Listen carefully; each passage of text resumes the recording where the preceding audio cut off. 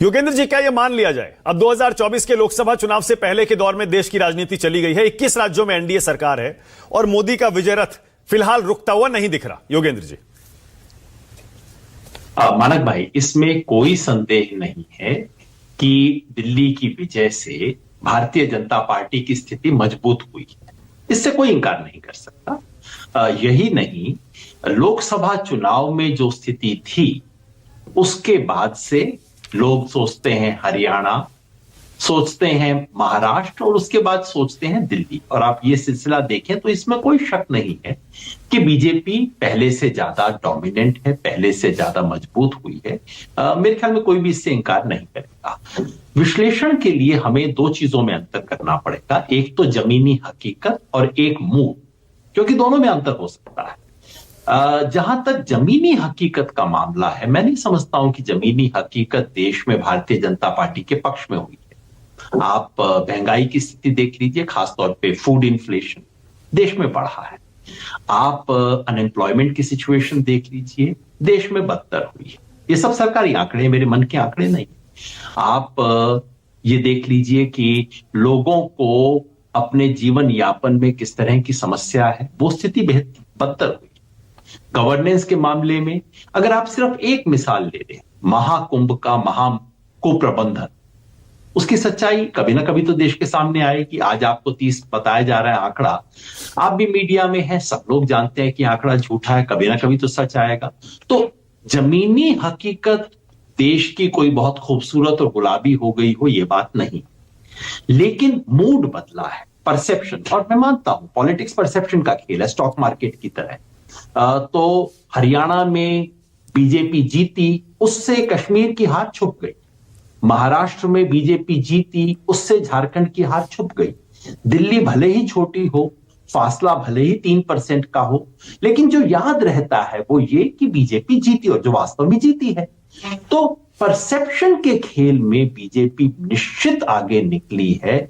और एक तरह से लोकसभा चुनाव में जो एक परसेप्शन बना था, वही मैं परसेप्शन की बात कर रहा हूं। लोकसभा चुनाव में परसेप्शन ये बना था कि भाई मोदी जी हार गए, चाहे आंकड़ों में ना हारे, परसेप्शन था कि हार गए हैं। और कांग्रेस को 100 सीट आई थी, परसेप्शन ये बना था कि भाई कांग्रेस जीत गई। आज वो परसेप्शन उलट गया है, मिट गया है, और ये विपक्ष के लिए बहुत बड़ी चुनौती है, इसमें कोई संदेह नहीं हो सकता है। ओके, अब योगेंद्र जी, दिल्ली आपने जैसे कहा ना, छोटा सा राज्य है, बिल्कुल सही है, लेकिन क्या आप नहीं मानते कि दिल्ली की जीत को, बीजेपी की जीत को बहुत लोग हल्का करके बता रहे हैं, ये जानते हुए कि दिल्ली का परसेप्शन ये था कि आम आदमी पार्टी को अब तो हराना नामुमकिन है। 3 चुनाव में आम आदमी पार्टी इतनी बड़ी ताकत दिल्ली में बन गई, 67 और 62, वहां से बीजेपी नहीं हरा पाएगी, कभी नहीं हरा पाएगी। बीजेपी ने वो करके दिखा दिया।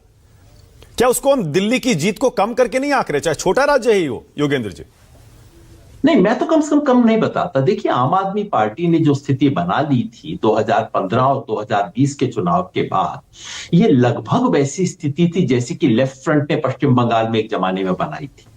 और यह संभव था कि आम आदमी पार्टी उस तरह की सफलता पे 15, 20, 25 साल राज कर सकती थी। तो उस किले को ध्वस्त करना कोई छोटा काम नहीं है, बहुत बड़ा काम है। इसमें सही तरीके भी हुए हैं, गलत तरीके भी हुए हैं, लेकिन मैं इसको छोटा नहीं बताता, केवल 3.5% से नहीं देखता, क्योंकि पॉइंट यह है कि उनके पास बहुत बड़ा प्लेटफॉर्म था जहां से वो नीचे उतरा। और मुझे लगता है कि एक बात बीजेपी के बारे में कहनी चाहिए, मैं बीजेपी का प्रशंसक नहीं हूं, मैं तो आलोचक हूं, विरोधी, और मैं अपने आप को कोई न्यूट्रल पॉलिटिकल एनालिस्ट कभी कहता नहीं, लेकिन एक बात की बीजेपी की मैं जरूर तारीफ करना चाहता हूं। बीजेपी अपनी गलतियों से सीखती है। बीजेपी ने 2024 के लोकसभा चुनाव की जो धक्का पहुंचा, जिसको माने ना माने धक्का तो बहुत बड़ा था, उससे बीजेपी ने सीखा है। बीजेपी ने अपने चुनाव प्रबंधन की तकनीक को एकदम पहले से इंप्रूव किया है। यह स्पष्ट रूप से महाराष्ट्र में दिखता था। जब मैंने महाराष्ट्र में देखा तो मैं तो भौचक्का रह गया कि कोई पार्टी इतने सिस्टमेटिक तरीके से काम कर सकती है।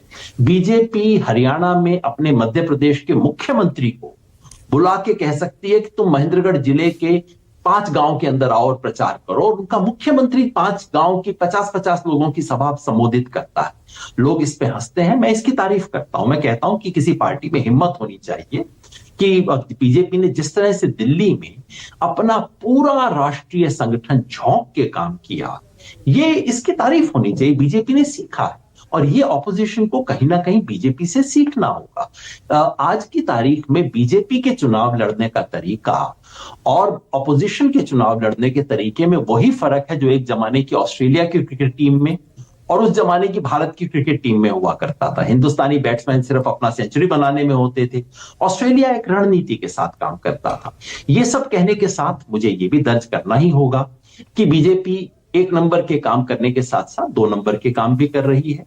वोटर लिस्ट के अंदर भी चेंजेस हो रहे हैं, चुनाव आयोग की भूमिका भी बहुत बुरी है, लेकिन केवल उन सब के आधार पे आप कह नहीं सकते कि बीजेपी केवल गलत कामों से जीत रही है। बीजेपी ने सीखा है, बदली है, और ये विपक्ष के लिए बहुत बड़ी चुनौती है। अगर अब नहीं सीखेंगे तो बिल्कुल वो हो सकता है, मैं ये तो खैर नहीं मानता कि विजय रथ चल गया है, अब बदलना मुश्किल है। राजनीति में तो ये देखिए 6 महीने का खेल होता है। अगर बिहार का चुनाव बदल गया तो मैं और आप यहीं बैठे होंगे और इस पैनल के अंदर कुछ और डिस्कस हो रहा होगा, तो असंभव कुछ नहीं है।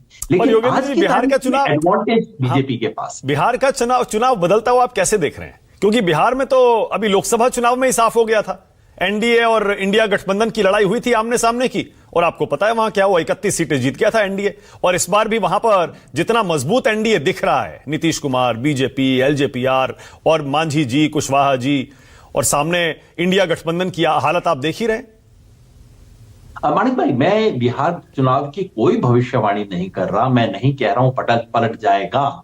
मैं केवल इतना कह रहा हूं, अगर बिहार चुनाव पलट गया तो आप और मैं बैठ के दूसरी चर्चा कर रहे होंगे। तो राजनीति में तो सब 6-6 महीने के खेल होते हैं, 6 महीने का मूड होता है। 2 चुनाव पलट जाए तो मूड एकदम पलट जाता है, और वो सब होता है। तो ये सब मानना कि विजय रथ चल गया है, पलटना संभव नहीं है, ये सब तो खैर कहने के मुहावरे होते हैं। लेकिन इसमें कोई संदेह नहीं है कि इस वक्त विपक्ष के लिए चुनौती है और एक मायने में अवसर।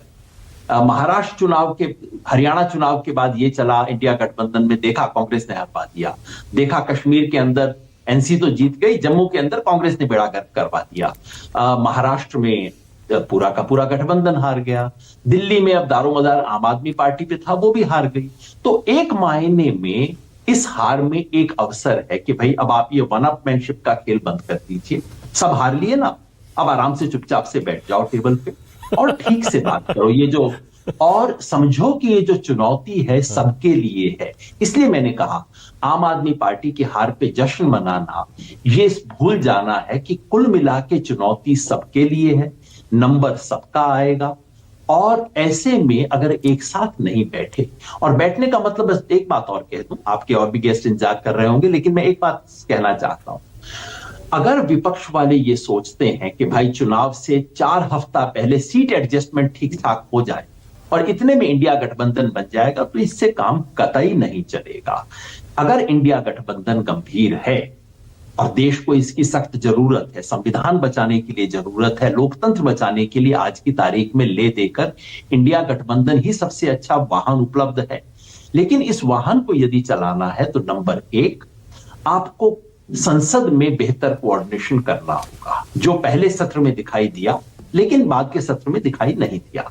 नंबर 2, आपको इस देश के सामने एजेंडा पेश करना होगा कि भाई इंडिया गठबंधन की क्या प्राथमिकताएं हैं, 1, 2, 3, 4, जैसे राहुल गांधी ने अपने एड्रेस में गिनाई। लेकिन मैं सिर्फ राहुल गांधी के मुंह से नहीं सुनना चाहता, मैं पूरे इंडिया गठबंधन के मुंह से सुनना चाहता हूं कि अगर हमारा प्रेसिडेंशियल एड्रेस हो हम क्या करेंगे, हमारा बजट हो हम क्या करेंगे, अपनी प्राथमिकता बनाएं। और नंबर 3, उन प्राथमिकताओं के आधार पे सड़क पे, जमीन में जाके आप जनता को जमीन पे उतर के संगठित करें। केवल चुनाव का इंतजार ना करें, आप संगठित करें। ऐसा काम इंडिया ब्लॉक ने अब तक नहीं किया है। अगर करना चाहें तो बहुत बड़े जन आंदोलन उनका इंतजार कर रहे हैं। याद रखिए, किसान आज भी नाराज है। याद रखिए, संयुक्त किसान मोर्चा ने अगले महीने से बहुत बड़े मोबिलाइजेशन की कॉल दी है। याद रखिए कि देश में जितने भी कॉन्ट्रेक्चुअल वर्कर हैं उनकी स्थिति बेहद खराब है। तो बहुत कुछ किया जा सकता है, बशर्ते कि संसद से अब सड़क तक पहुंचे, जनता को संगठित करें। ये बहुत महत्वपूर्ण चुनौती है। इस चुनौती को कम करके आंकना राजनीतिक बेवकूफी की बात होगी। Okay Yogendra ji, thank you so much. राष्ट्र की बात में लाइव जुड़ने के लिए मेरे साथ बहुत बहुत धन्यवाद। के शर्मा